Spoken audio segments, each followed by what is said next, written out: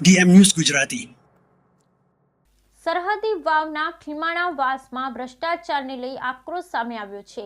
માલસણ બ્રાન્ચમાંથી પસાર થતી અશારા કેનાલમાં ગેરરીતિ થયા હોવાના ખેડૂતો ખુલ્લેઆમ આક્ષેપ કરી રહ્યા છે। સરહદી વાવના ખીમાણા વાસમાં ભ્રષ્ટાચારને લઈ આક્રોશ સામે આવ્યો છે। માલસણ બ્રાન્ચમાંથી પસાર થતી અશારા કેનાલ ગેરરીતિ થયાના ખેડૂતે ખુલ્લેઆમ આક્ષેપ કરી રહ્યા છે। આ મામલે આજે કેનાલ પર પહોંચી ખેડૂતોએ હલ્લાબોલ કર્યો હતો। 7 કરોડના કામ સામે માત્ર 1 કરોડનું કામ થયા તો આક્ષેપ ખેડૂતો કરી રહ્યા છે। આ કેનાલની પ્રોટેક્શન દિવાલમાં ગેરરીતિ થયાની વિગતો સામે આવી છે। 6 કરોડનું બિલ વસૂલાયું પણ કામગીરી 30% જ થઈ હોવાની વાત ખેડૂતો કરી રહ્યા છે। એમાં જેટલી થઈ કામગીરી એમાં પણ ગુણવત્તા ન જળવાયનો તર્ક સામે આવ્યો છે। સાથોસાથ ખેડૂતોએ આ મામલે હાઈકોર્ટ જવાની આપી ચીમકી છે, કારણ કે અધિકારીઓ અને રાજકીય આગેવાનોએ આ ગેરરીતિ દેખાતી જ નથી। તો ભરતભાઈ કીધું છે કે પાણી અમારે જે ડિમાન્ડ નથી ઉપર ઓછો છે પણ તમારે તો ભરે હતી ની ઓળી અરે ભરતભાઈ 4 મહિના પહેલા તમે શું કીધું પાણી નહીં આવે તો અમે બેઠા હતા 15 દાડાથી રાયડું ગોખલ પડ્યું છે પાણી નથી આવતું। સારા માઇનોર આરિયા જાય છે આની અંદર કોમ બધું ભ્રષ્ટાચારથી શું છે ને એકદમ સિમેન્ટ બીજી ઓછી વાપરી છે એટલે ધન કેનાલ ની અંદર ગાબડા પડે છે એટલે એકદમ કામ આ ખોટું છે ને 6 થી 7 લાખનું કરોડનું કામ પાસ થયું છે જગ્યાએ 1 કરોડનું કામ કર્યું નથી એટલે એકદમ ભ્રષ્ટાચાર અંદર કર્યો છે કંટ્રાક્ટરમાં। તમારું શું માનવું છે કેટલો ભ્રષ્ટાચાર શું છે? ભ્રષ્ટાચાર ઘણો જ છે, કામ કોને 30% એવું થયું હોય છે, બાકી ભ્રષ્ટાચાર જ છે। તમારી શું માંગ છે? અમારી માંગ એ છે કે આને ઉપર લેવલે ચેકિંગ કરાવી અને આનું ટેસ્ટિંગ કરાવે અને ખેડૂતોને ન્યાય આપે એવી અમારી માંગ છે। કામ ખોટું કર્યું તો સરકાર નહીં આપણે શું કરવું? સરકાર નહીં આપણે તો અમે ખોરાકની અંદર જઈશું ભાઈ, બધા ખેડૂતો હાથે લઈ।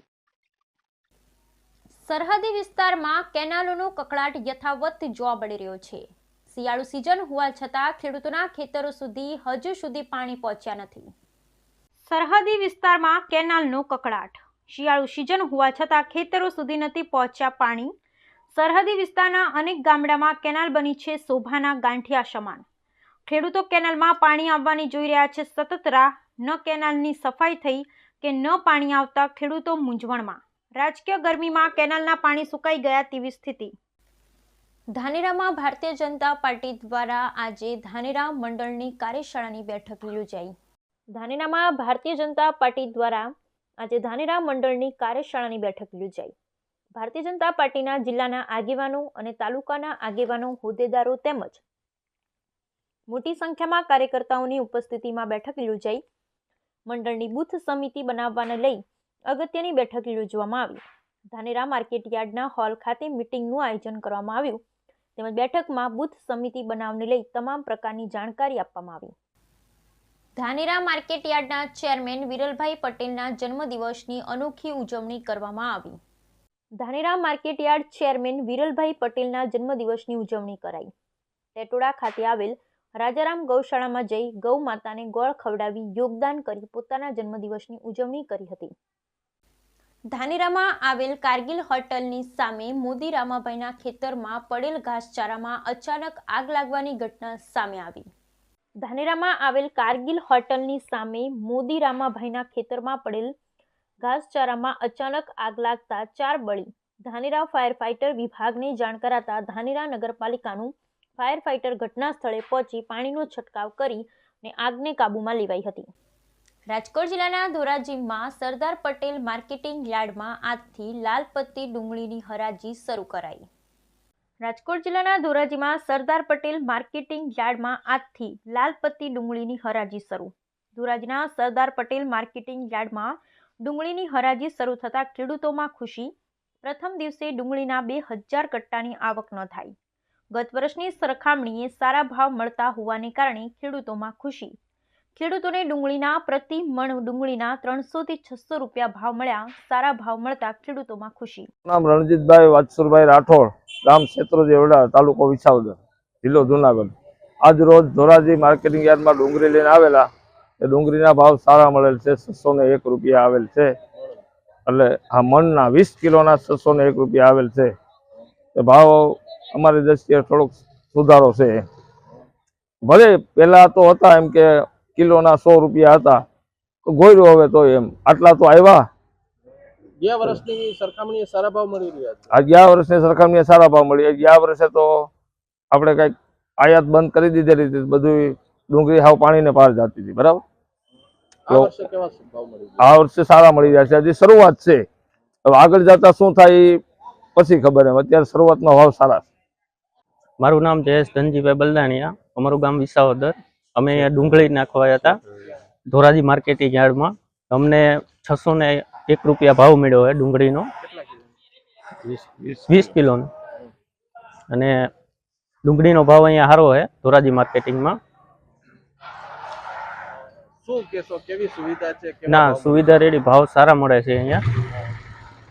બીજું તમારું માર્કેટિંગ નામ અને વિગત? Dhoraji marketing yard, Pankajbhai N Popat. Dhoraji marketing યાર્ડમાં ડુંગળીની આવક અંદાજિત 2000 પેકેટની છે. આજના ભાવ 200 થી લગાડીને 600 રૂપિયા સુધીના ભાવ છે. ગઈ સાલ કરતા ઘણા સારા ભાવો છે. આ વર્ષ ઉતારા થોડાક ઓછા છે, થોડી ક્વોલિટી વીક આવે છે. સારી ક્વોલિટી આવતા ભાવો સારા મળશે ખેડૂતોને. અત્યારે આવક લગભગ અંદાજિત 2000 પેકેટની છે. ગોંડલની અંદર 1,10,000 પેકેટની આવક થઈ છે. જેતપુરમાં 4-5 હજાર શું કહેશો, પેકેટની. આ ગત વર્ષની સરખામણી આ વર્ષે ભાવમાં શું ફેરફાર? ભાવ ઘણા સારા છે. ભાવ ગઈ સાલ કરતા લગભગ અંદાજિત ડબલ ઉપરના ભાવ છે, 2-3 ગણા, 2-2.5 ગણા. અને બધા ખેડૂતોને પૈસા સારા મળે છે. અત્યારે વાંધો નથી કોઈને પણ. રાજકોટ જિલ્લાના ધોરાજીમાં નગરપાલિકા વિસ્તારમાં ગેરકાયદેસર હોર્ડિંગ્સ લગાવનારા સામે પાલિકા દ્વારા કોઈ કાર્યવાહી ન થતી હોવાના સ્થાનિક લોકોના આક્ષેપ. રાજકોટ જિલ્લાના ધોરાજી નગરપાલિકા વિસ્તારમાં ગેરકાયદેસર હોર્ડિંગ્સ. ધોરાજીમાં ઠેર ઠેર કડકાયા હોર્ડિંગ્સ. ધોરાજીમાં નભીરાજ, બ્લુ સ્ટાર રોડ અને અનેક વિસ્તારમાં લાગેલા છે પાલિકાની પરવાનગી વગરના હોર્ડિંગ્સ. ગેરકાયદેસર હોર્ડિંગ્સ લગાવનારા પર પાલિકાની કોઈ કાર્યવાહી ન થતી હોવાના સ્થાનિકોનો આક્ષેપ. બ્લુ સ્ટાર સિનેમા સામે આવેલ દુકાનોની બહાર દુકાનદારો દ્વારા ટ્રાફિકને અડચણ ઊભી કરે એ રીતે ખડકી દેવામાં આવ્યા છે હોર્ડિંગ્સ. શહેરભરમાં નગરપાલિકાની પરવાનગી વગર લગાવવામાં આવેલ હોર્ડિંગ દૂર કરવા લોકોની માંગ ઉગ્ર બની. મારું નામ આશીષભાઈ જેઠવા, ધોરાજી સામાજિક કાર્યકર. આજે ધોરાજીમાં અનેક વિસ્તારોમાં અને બજારોમાં જે ગેરકાયદેસર હોર્ડિંગ લગાડેલા છે એ હોર્ડિંગોને તાત્કાલિક દૂર કરવા જોઈએ.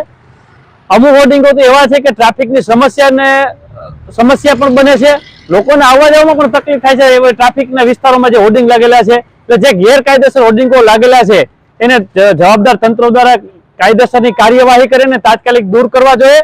અને જે ગેરકાયદેસર જે હોર્ડિંગો લગાડે છે એના ઉપર તંત્ર કાયદેસરની કાર્યવાહી કરવી જોઈએ. રાહદારીઓને અવરજવર માટે કેવી તકલીફ? રાહદારીઓને અવરજવરમાં અમુક વિસ્તાર છે, મેઇન બજાર છે કે અમુક એવા રોડ છે જે જાહેર માર્ગ ઉપર ત્યાં વચોવચ લગાડેલા છે, જેથી કરીને લોકોને ટ્રાફિકમાં પણ અવરજવરમાં પણ તકલીફ થાય છે. તાત્કાલિક હટાવવો જોઈએ અને જે ગેરકાયદેસર હોર્ડિંગો મારે છે એના ઉપર પણ કાયદેસરની કાર્યવાહી કરવી જોઈએ.